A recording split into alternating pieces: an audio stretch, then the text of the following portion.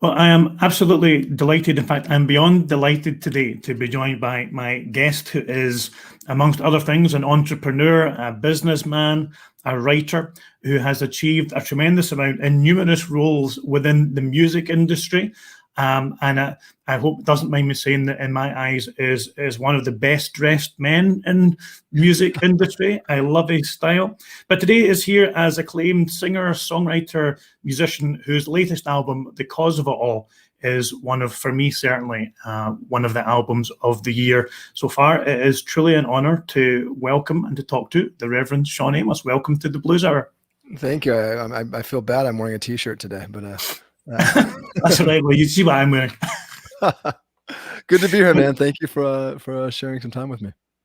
No, it's honestly, it truly is an honor. I love your music, and listeners to the show will be very familiar with your music, so they'll all go, "All right, at last, we're getting a chance to meet this man that he talks about all the time." Right on, so just before we sort of chat and get into it a little bit, we're going to play a song not from The Cause of It All. We're going to play Moved, which is one of my favorite songs that you have recorded, and it's that first harmonica note that just grabs me, and I love everything about the song, but that first note caught me. Would you like to tell us just or introduce Moved for us, please? Sure. It's a track from my album, The Reverend Shawn Amos Breaks It Down, which we put out in 2018, I believe. And the album was really a sort of a meditation on what America was becoming in the wake of Trump's election and this growing sort of nativism. And I was really inspired by the great freedom songs of the 1960s American Civil Rights Movement. And so all the songs on the album are more or less an attempt to sort of channel that spirit. And so it's a bit of a meditation on faith and consciousness, and the price of doing the right thing. Thank you. So from that album, Break It Down, this is the Reverend Shawn Amos with Moved. So that was the Reverend Shawn Amos singing Moved. Where did all those protest songs go? You don't hear them as much as you used to, and it was a really important part of the music scene, wasn't it? Yeah, they're still there. I think the culture's changed around the songs more than the songs aren't there anymore. There's still a whole bunch of protest songs, and I think there's a music industry now. There wasn't really an industry back then, and so I think songs could exist for lots of different reasons, and I think also the culture, the means of communication was narrower. And so songs and stories and news overall could really be heard by everyone sort of at the same time and grab everyone's attention at the same time. It's just so hard to get a majority of the people all hearing the same thing, much less agreeing on it. And so I just think music's impact, unfortunately, I think has been watered down a lot. Because there's just so many competing forces, but there's still artists out there who are fighting the good fight for sure. And a voice that is the voice of the music industry has so often been a voice of wisdom in the face of troubled times, hasn't it? The music industry. Well, the voice of musicians, not about the music industry, but certainly the voice of musicians. The music industry has a very mixed record on all things, yeah, I think there's a Bob Dylan quote that I read. I recall reading an interview where he, basically said, the music industry or entertainment industry sort of, killed. Let me see if I can say this correctly. Yeah, his sort of belief was that there are forces that understood the power of music, like the real power of music, to affect change and to coalesce large numbers of people and affect affect outcomes. And governmental and business concerns saw that and were freaked out by it and effectively killed it by turning it into product, and things like MTV and things like, sort of the productization of this stuff effectively neutered, any political, or social, impact it used to have. And I tend to agree with that. I think that, it's powerful stuff. And you look at people like Bob Marley, or you look at any great, artists. There was a time when music could really move, public opinion and discourse, and that's sort of that's powerful stuff, and powerful people don't necessarily want that in play. Yeah. And I think, and that actually kind of leads us nicely into the cause of it all, doesn't it? Because so many of the early blues singers, as we think of it, are these are songs that come out of suffering, and for many of them, their only voice, their only cry for help, or just of emotion to get something out was their music, right? Yeah, I mean, I've always been much more interested in music that is born out of necessity than is born out of commercial need, and I totally get the importance and the validity of music as entertainment, and music that's maybe, I guess, disposable on some level. But for me personally, I just am looking to be, I'm looking to be moved. No pun intended. But I'm looking to be swayed, and to gain some access into someone else's heart and soul, so I can thereby get access to my own heart and soul more deeply. And that's blues. I mean, blues wasn't born out of a commercial need at all. It was pure survival, and it was a means to pass messages along in a cryptic manner, so slaveholders wouldn't know what people were saying, and it was a means to keep your spirits up in the face of just the most horrific circumstances. And music that's born out of that, I mean, it's a true testament to human willpower, and to grit, and to our just ability to triumph over the most heinous circumstances. And so, man, what's better than that? That actually, that kind of partly answers one of the things that I was going to ask or to highlight was, I mean, these songs, they're not just there for big. I mean, they are good music, but they're not just good music, and they're not there for. Sometimes I think we can be guilty. Certainly, people like over here in Scotland or the UK, who we were never part of that culture. We're watching it from a distance. We've bought into it from a distance, and we can sometimes buy into it or hear it in such a way that it's like a nostalgic thing. It's like harking after something that was nice, but it wasn't. So I was going to ask, you've partly answered it. Where for you is the value in the songs? Where is the lingering value in the songs that you've chosen to record for the cause of it all, that are all from that era? Yeah, it's funny. We just put our first show after 18 months last weekend in Indiana, southern Indiana, and there were about 5,000 people, and every single one of them was white, and we were the only black people there on stage, and they love the music deeply, and I think that, and it's not for me to judge why people like what they like, and there's all sorts of discussions here in the States, and maybe also about appropriation, and but I'm not going to question anyone's motives for why they like something. I'm just glad they like it.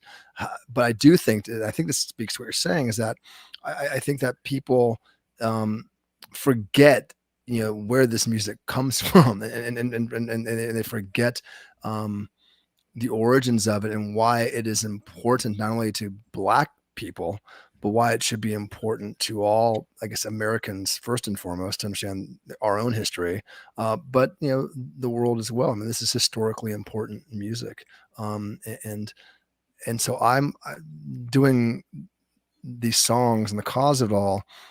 It's less about what the song selection was. That was part of it for sure, but it was more about just stripping things down to their most elemental form, because that's how that music began. And it's hard to find newly recorded stuff that elemental. You have to go back to the old, say, Sonny Terry and Brandon McGee songs. There's Buddy Guy and Junior Wells.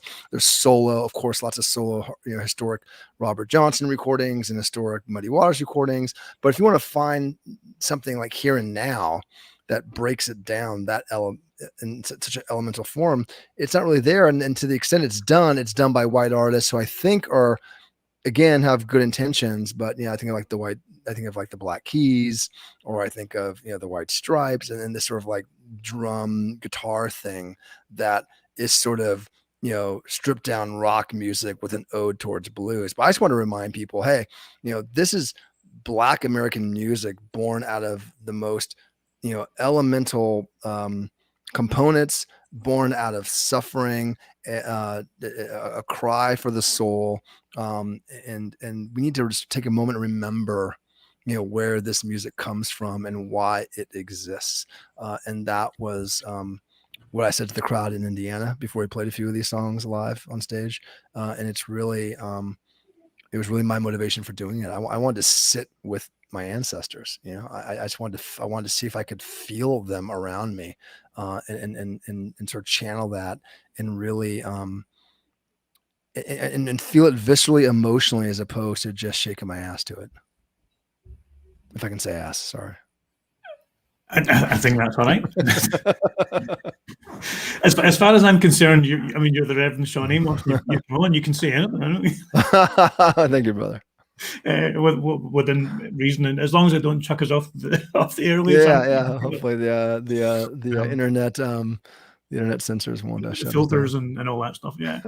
But I was going to ask you that in a moment or two. But before we come back to that, then we'll hear one of them. Let's play "Going to the Church" by Lester Butler.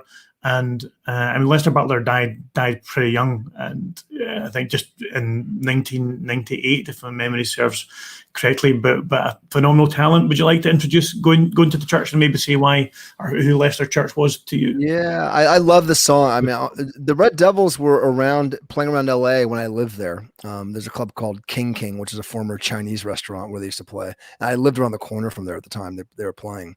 I never went and saw them play. At the time, I didn't have much interest in what they were doing. My musical interest sort of lied elsewhere, and my social interest lied elsewhere. But I got introduced to them relatively recently, in the last, I'd say maybe 6 years or so, by a musician friend of mine. And there's not a lot of bands, in my estimation, particularly white American bands, who get Black American blues, and Lester just got it, and that band got it, and they brought a swagger to it that rivals the Stones. Mick Jagger was a fan of theirs. I think he recorded with them for an Ill-Fated project. And so so first and foremost, I think they're one of those rare cases of a white American blues band who just really got it and sort of channeled it.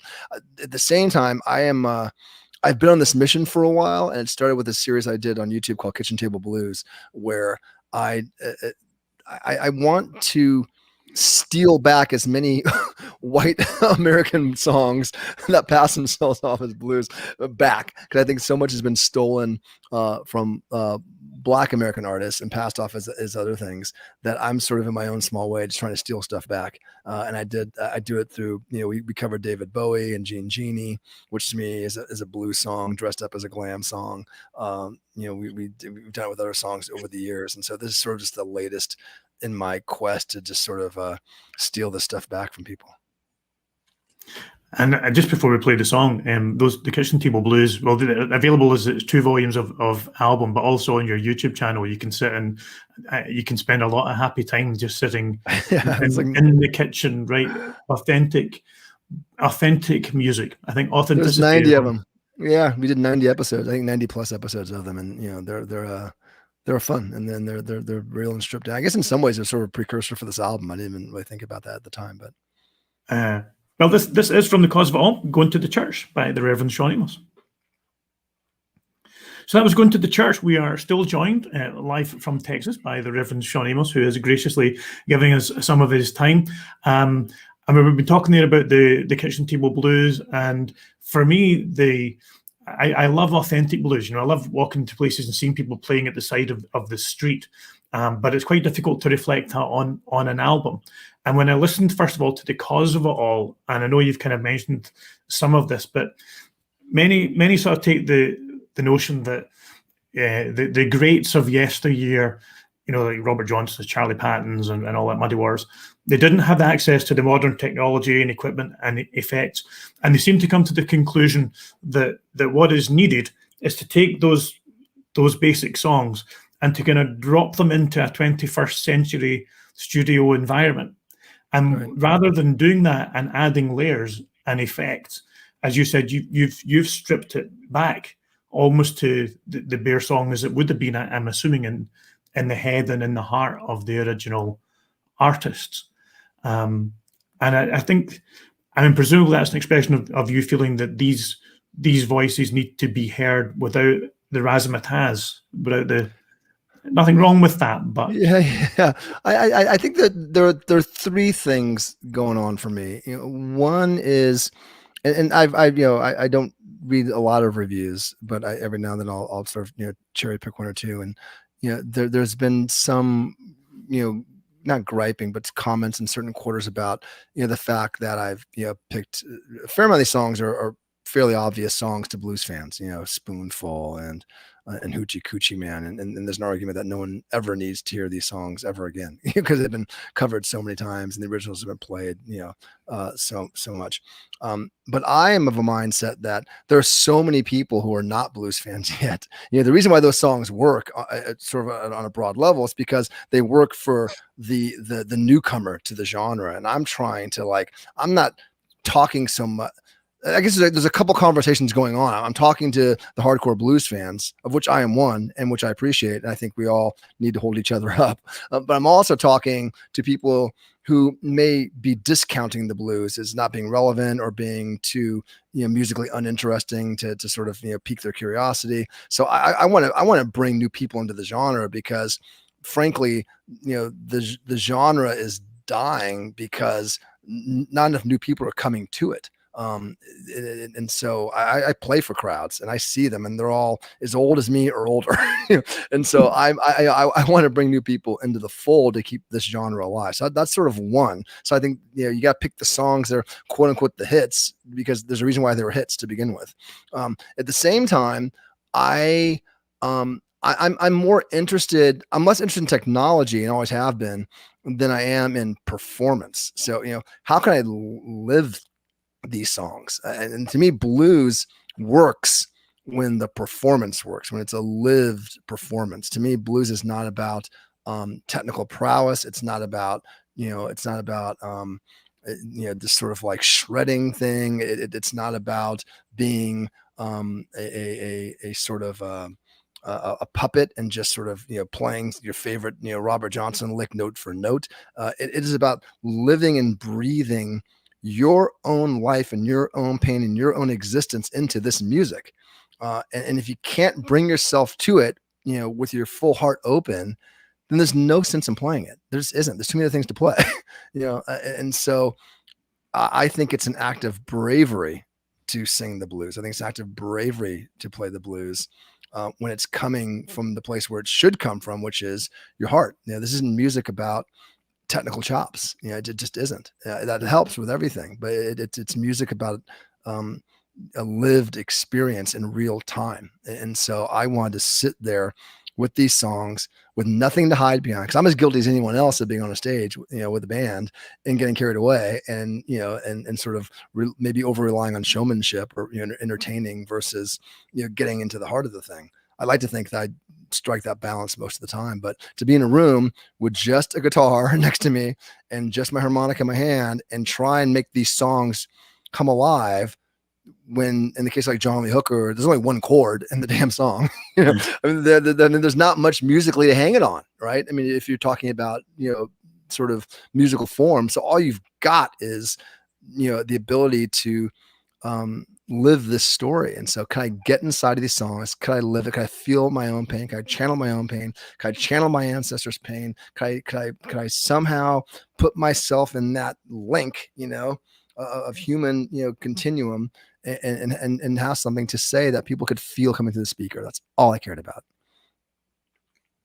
So I heard you on a TED talk online, and one of the phrases that you used on it was about being a connection, being a link for kind of some modern people towards a link between the modern world for them to the Robert Johnsons or whatever of the world. And I don't know if I'm in error when I sort of view things like The Cause of It All in that light, because it is allowing as much as possible their voices to sort of speak through you, but adding your own personality and, as you say, your own pain and your own emotion.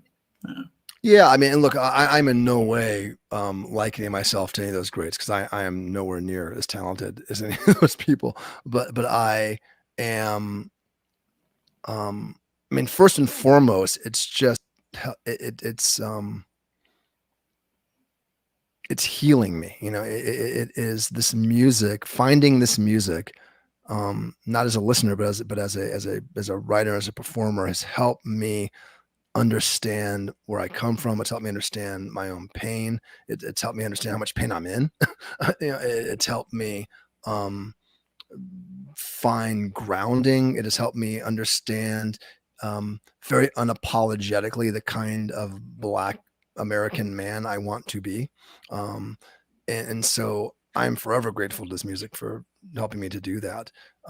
And I also feel, not because I'm necessarily so talented, but because I'm just tenacious and I'm, you know, a workaholic, and I'm wily to some degree, that I can do my own small infinitesimal part in just keeping this going, you know, because it needs good people of goodwill to keep it going. And so I'm just adding my name, you know, to the list.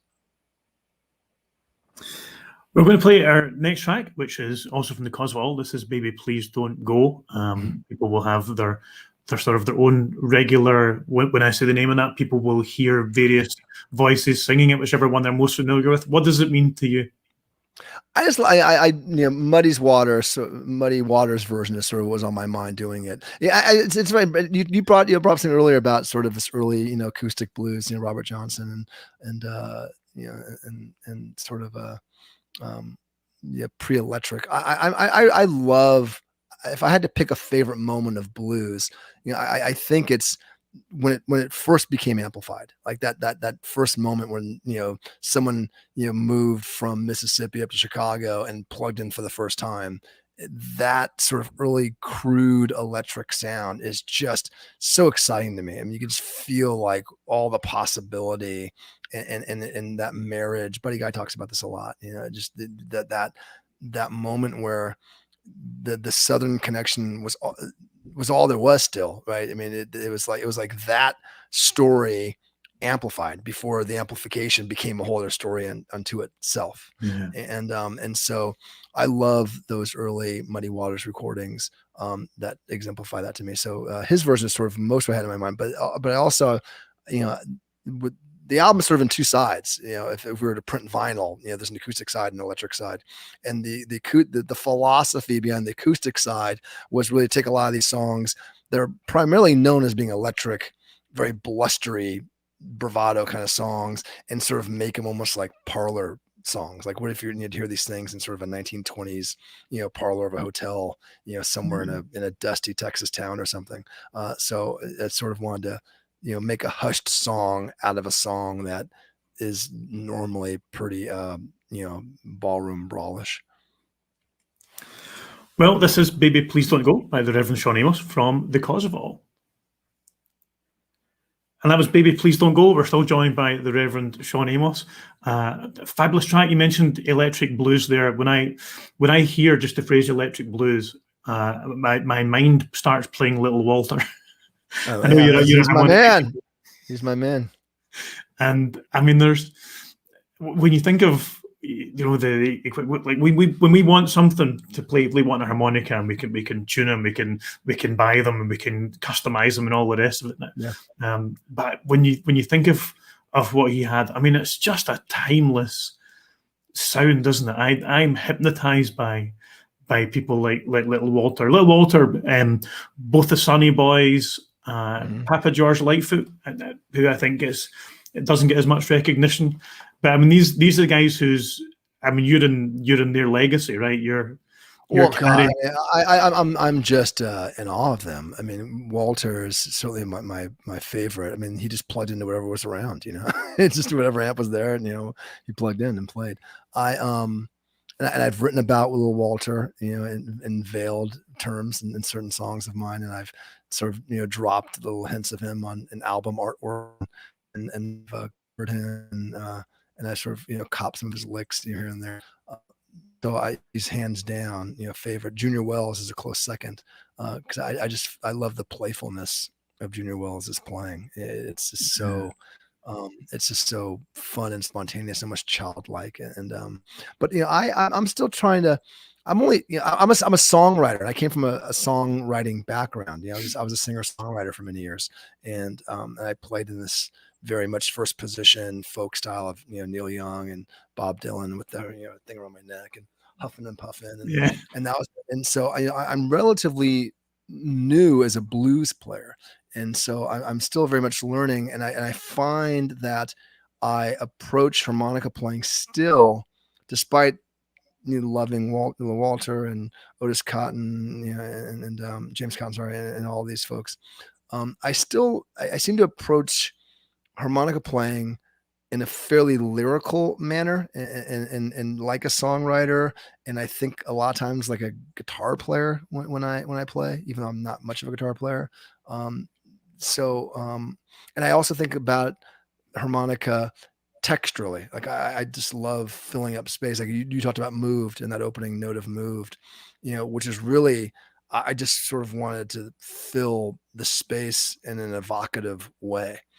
And to me, that's worth as much as a lick per se.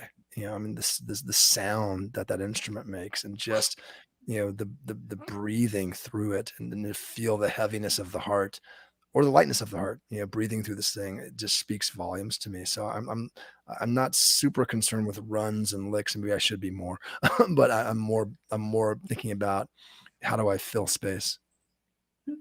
We haven't actually mentioned, of course, also playing on the album is Chris Dr. Roberts, who's doing guitar, and I think you, to me, achieved a tremendous balance between, it's just the three components, right? You've got the guitar, the harmonica, and the voice. Is he a long-time collaborator of yours? How did it Yeah, come about that you worked with him on the album? he's been there since day one, man. Just about. You know, when I decided to switch from my singer songwriter kind of Americana, you know, path I was on, and jump onto this blues path and commit, you know, my time to it, I was introduced to him pretty soon after. And the interesting thing about him is he never played the blues before he met me. He had very little interest in it, and he was a jazz player. He was sort of into fusion and, you know, prog rock a little bit. But blues is not his thing. And there are a lot of, you know, he thought Led Zeppelin maybe wrote a lot of, you know, those tunes that were Willie Dixon tunes. And, you know, so when I met him, I love, that's what I loved about him. You know, there was an expressiveness and an expansiveness about his playing that wasn't, and he wasn't beholden to any kind of tradition, you know, because he didn't know about it. And so that was interesting to me. I also could sort of frame a world for him.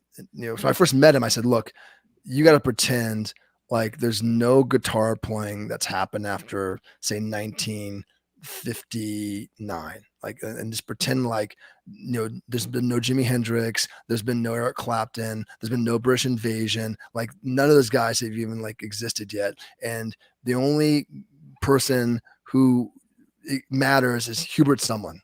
So I gave him like Howlin' Wolf recordings of Hubert Sumlin. I'm like, so pretend this is the only guy who's like on the scene.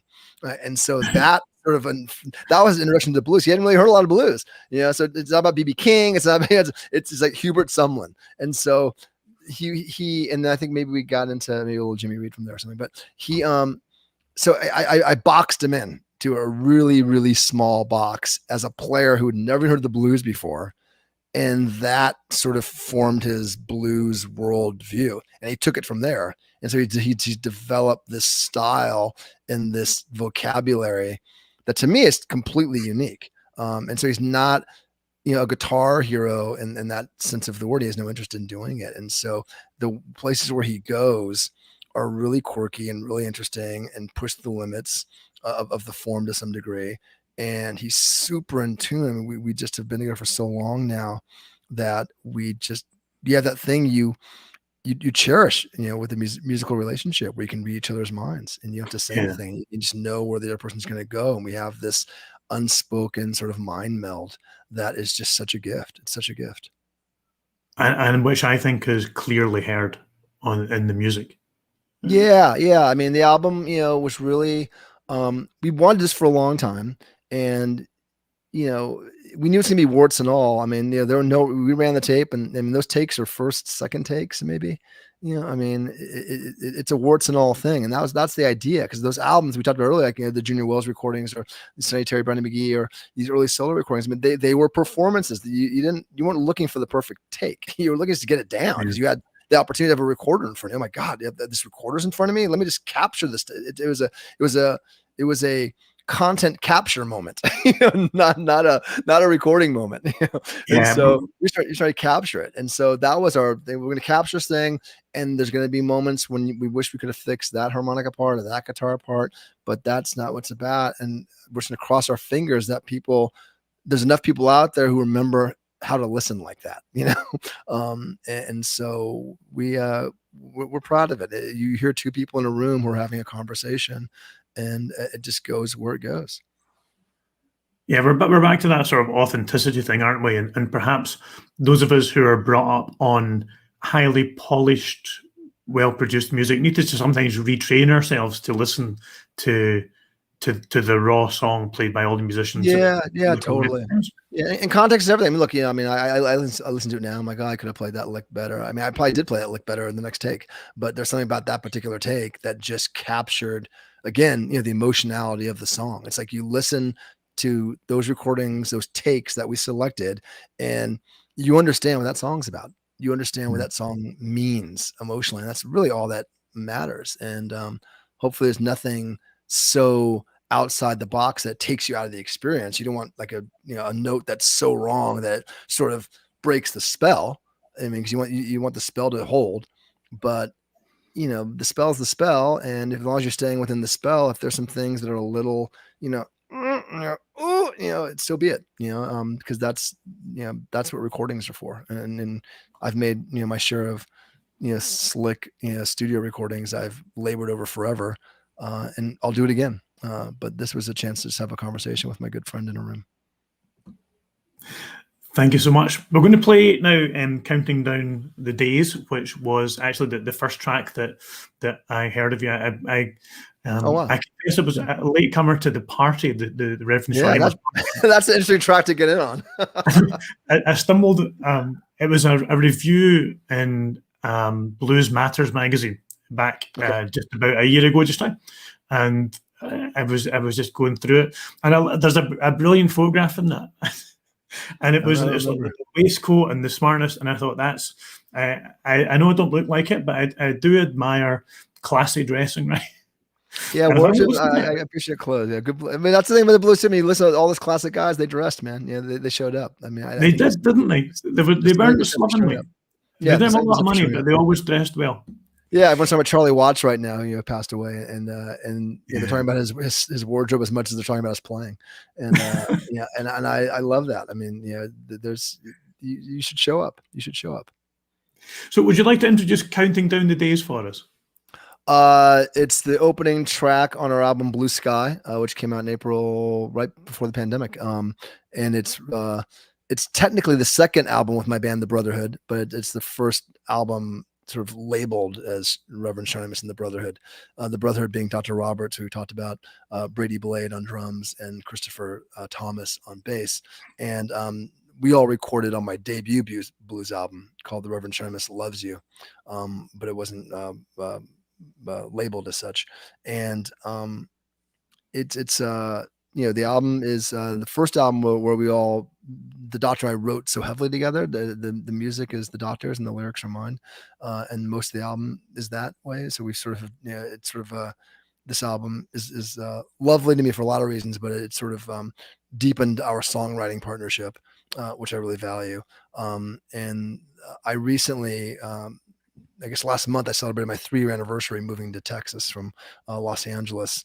I got divorced and came here to be with my kids, and it has been a challenging transition on a number of levels. And so this song speaks to that, and sort of it's a little bit of a Bonnie and Clyde, get out of Dodge kind of song. Do you know, it's a funny thing because I find it a really relaxing song, but it's also full of emotion that I might be wrong, but I guess there's some frustration in what you're singing. There's a kind of an energy to it, and so that emotion and the hook. See that guitar hook, I think is just magnificent. Yeah, the Doctor's great hooks, man. I mean, we talked about sort of his prog rock background and his jazz background, fusion. But man, the guy comes up with a solid, hummable, guitar hook when he wants to.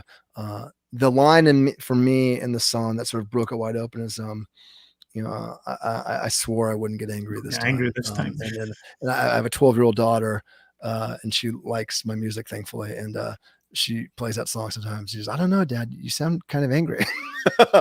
So the irony of me saying it, though, I'm clearly angry. I think it sounds like a man who is frustrated because he's trying really hard not to be angry. I said I wasn't going to do this, or maybe not just angry, but upset, or let it get to me. Like let this eat at me, right? I mean, it's less about being outwardly angry and showing your anger. It's less about like, God, I'd love to get to a point where this stuff doesn't eat me alive anymore. And I thought I was past this. I thought I was past the point of caring, or past the point of being self-conscious, or I'm upset with myself that this thing is still eating me alive. That it's coming from that kind of place. So yeah, you're dead on with that. Well, I love the song, and especially I love the way you sing that line. So this is Counting Down the Days by the Reverend Shawn Amos.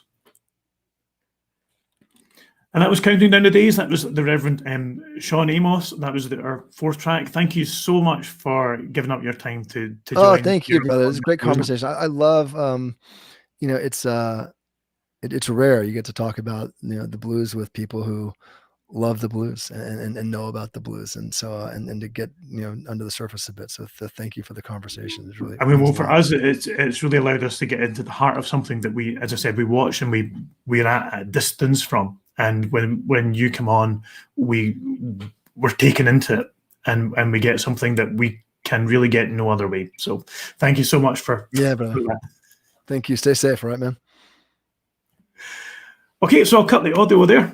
Thank you so much. So the album, and have you got a few minutes to chat? Or yeah. I'm good for another up to 20 minutes. I can give you some time. Yeah, hold on one second. Let me just sure check my calendar, make sure I'm not missing something, being lame, and someone's waiting on me for something. We've actually, I guess, joining us live, Johnny H. Evening both. Sorry I've shown up late. Welcome, Johnny, wherever you're from. Hey. I'll show you where you are. You know what? I got like 10 minutes. Sorry, I thought 20. I got to be somewhere in about 10 minutes. So I said, well, just I was and for me, I think it's like a guarding of a legacy, isn't it? The kind of the need to make sure that these things continue, and that these voices are heard, and that these important songs are, as we were talking about earlier, looking into our past and stuff, there are so many people who I owe so much to that there's a frustration that you can't go back and say thank you to them because they're just not there. And albums like this, I think, they give us an opportunity almost to reach into the past through you and shake hands with them, right? Yeah, I mean, when I said, right, it was, it's about calling the ancestors, into the room. I just, we live in a world where, we don't value history a lot. Certainly in America, I mean, if you lived in a land as old as your land, you may value it a bit more. But certainly in America, we are ever in the present and not looking back so much, and our attention is constantly drawn outward, just to, we're out of ourselves through social media. And I'm always asking my kids to just like, stop and just like, can they be with themselves, and can you be with your own thoughts, and can you be with your own feelings, as opposed to always finding a way to be distracted from that. And so, I just, this music works best when I mean, some of it's good for background music, I mean, a good, blues shuffle is great, while you're cleaning the house or whatever. But I just think this music is best when you're willing to give it your attention. It's like meditating, it's like, it's just, it's like sitting with a good meal. I mean, it's or a glass of wine. It's more impactful, and it works best when it has your attention, if you're willing to give it that. So I think, it's a bit of a demanding album, I guess, on that level, because you're sort of, there's nothing to distract, and you gotta sort of really want to stay with it. But I think, the rewards are great if you do. It does. It deserves that. When I was, I mean, I kind of play a bit of harmonica. I'm actually a little bit embarrassed saying that, because I'm a kind of improving beginner, moving towards intermediate. But I did learn guitar for a while, and I kind of moved from guitar to harmonica. Right. The guy that was teaching me guitar, and he said, I always ask newcomers, who do you listen to? And this is maybe about 15 years ago. And at the time, they would say something like, I don't know, Limp Bizkit or something like that. And he would say, right, go and find out who they liked to listen to. And then they would come back a generation further back, Iron Maiden or whatever. He says, right, keep going back as far as you can until you can't go back any further. Find out who they liked and who they liked. And he says, and they always come back and they go, Muddy Waters? That's it. And then when we focus on some of these songs, is because of what it all helps us to do, we recognize that even if we're new to the blues, we owe a debt to it. Yeah, I mean, Willie Dixon said, blues is the roots and everything else is the fruits. Absolutely. It's true. Yeah, it's regardless of genre, regardless of anything, it's pretty essential stuff. So I'm one song at a time, one recording at a time, one show at a time. Yeah, I used to have this tagline I put on our website is, you're keeping the blues alive one gig at a time. And which is a great phrase. Yeah, and it's true. It's just like, we played open up for John Mayall last week in Indiana. I think John Mayall's pushing 90, he's up there. And I'm glad we were there before him. I got maybe a little over 40 years on him. So I'm glad I was there before him. So I think I'm happy that I can sort of keep the story going, and pick up the ball to the extent I'm able to pick up the ball. I mean, you've had some connection with greats. I mean, I know you worked with Solomon Burke in the past. And, if I had the opportunity to go and meet somebody who from the music world yesterday, he would have been right up at the. He was beautiful, man. He was a beautiful. Love spirit. That guy. Yeah, I'm working on a compilation right now for release next year, sort of a bit of a career retrospective, and so I found some recordings of his, and he covered a song of mine. I wrote a song called "Vicious Circle," which is on an earlier album of mine called Harlem, and he re-recorded that song on his album called Nashville. Yeah, and God, that was a thrill of a lifetime. But he was beautiful. He was beautiful. He taught me so much. I mean, about singing, about performing, about living large, and it just he was the godfather to my oldest daughter. And it's all right. Wow. And my father was his agent. So a bit of a full circle. I'll tell you this, and I probably have to jump, but my father was a booking agent back in the day for William Morris Agency. He was the first Black agent in the business, and he brought the Animals over from Britain to the U.S. and he booked all the Motown acts, and he signed Simon and Garfunkel to their first booking deal, and he booked Solomon Burke. And so when I was a kid, I'd heard about this. My father had long since left the profession, but I'd heard stories about Solomon Burke and how if you booked him at a gig, he demanded he have the popcorn concession. So he wouldn't play the gig unless he could sell popcorn at the gig, because he made more money selling popcorn than he got performing. And so I heard all these crazy stories about Solomon. And then years later, I was basically his executive producer on this album. So I introduced myself to him the first time I met him. Yes, I'm going to blow your mind right now. My father was your booking agent in 1965, whatever. It's like, oh my God, you know. And so I reunited him and my father, who they haven't talked in years, and it began this beautiful relationship where his family and my family, got very close. Yeah, and he would.